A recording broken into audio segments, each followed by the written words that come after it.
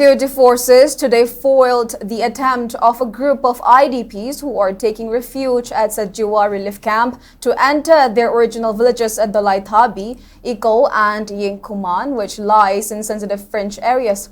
The incident occurred at Bukal Dolaithabi area in Imphal East when the IDPs gathered together near Bukal Terapur and attempted to march towards Dolaithabi, Iko and Yingkuman at around 9 a.m.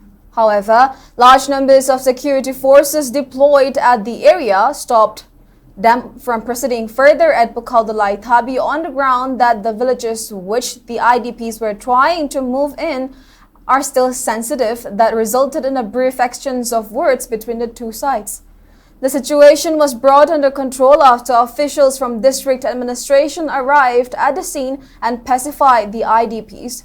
Meanwhile, it is said that district administration Imphal East has not made any official statement for allowing the IDPs to enter or return to their original villages.